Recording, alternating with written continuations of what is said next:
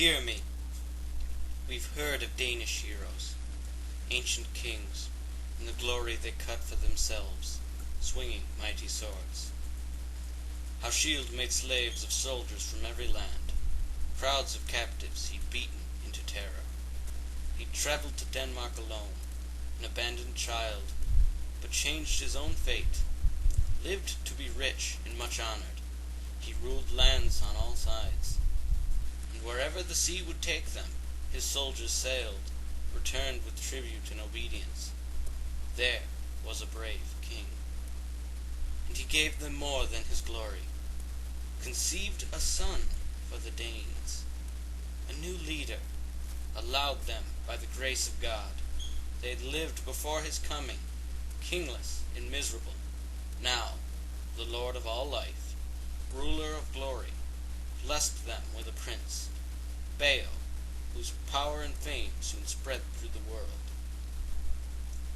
Shield's strong son was the glory of Denmark.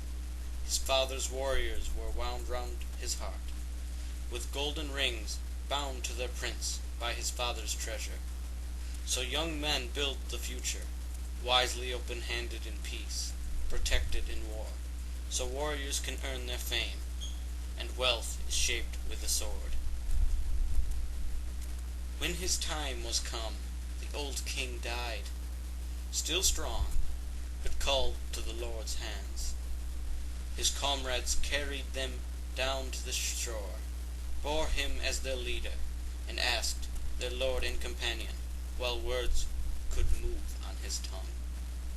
Shield's reign had been long. He'd ruled them well. There in the harbor was a ring-proud fighting ship, its timbers icy, waiting. And there they brought the beloved body of their ring-giving lord, and laid him near the mast. Next to that noble corpse they heaped up treasures, jeweled helmets, hooked swords, and coats of mail, armor carried from the ends of the earth. No ship had ever sailed so brightly fitted, no king sent forth more deeply mourned. Forced to set him adrift, floating as far as the tide might run, they refused to give him less from their hoards of gold than those who'd shipped him away, an orphan and a beggar, to cross the waves alone. High up over his head they flew his shining banner, and sadly let the water pull at the ship. Watched it, slowly sliding to where neither rulers, nor heroes, nor anyone can say whose hands opened to take that motionless cargo. Then Beowulf was king in that Danish castle, Shield's son ruling as long as his father, and as loved, a famous lord of men, and he in turn gave his people a son, the great Halfdane, a fierce fighter who led the Danes to the end of his long life, and left them 4 children, 3 princes to guide them in battle, Hergar, and Hrothgar, and Helga the Good, and 1 daughter, Is, who was given to Onela, king of the Swedes, and became his wife and their queen.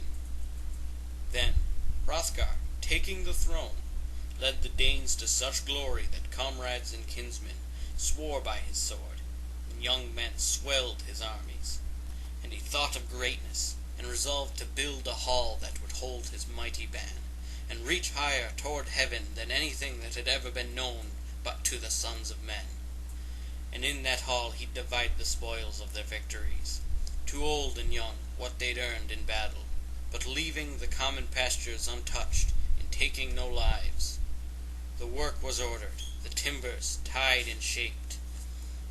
By the hosts that Hrothgar ruled, it was quickly ready, the most beautiful of dwellings, built as he'd wanted, and then he whose word was obeyed all over earth named it Herod. His boast came true. He commanded a banquet, opened out his treasureful hands. That towering place, gabled and huge, stood waiting for time to pass, for war to begin, for flames to leap as high as the feud that would light them, and for Herod to burn. A powerful monster, living down in the darkness, growled in pain. Impatient, as day after day the music rang loud in the hall, the harps rejoicing, the call and the poet's clear song, sung of the ancient beginnings of us all, recalling the Almighty making the earth, shaping those beautiful plains marked off by oceans, then proudly setting the sun and moon to glow across the land and light it. The corners of earth were made lovely with trees, and leaves made quick with life, with each of the nations who'd now move on its face. And then, as now warriors sang of their pleasure, so Hrothgar's men lived happy in his hall, till the monster stirred, that demon, that fiend, Grendel, who'd haunted the moors, the wild marshes, and made his home in hell.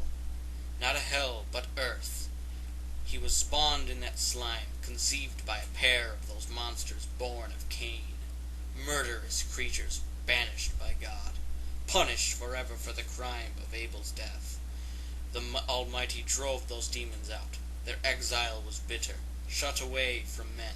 They split into 1,000 forms of evil, spirits and fiends, goblins and monsters, giants, brood forever opposing the Lord's will, and again defeated.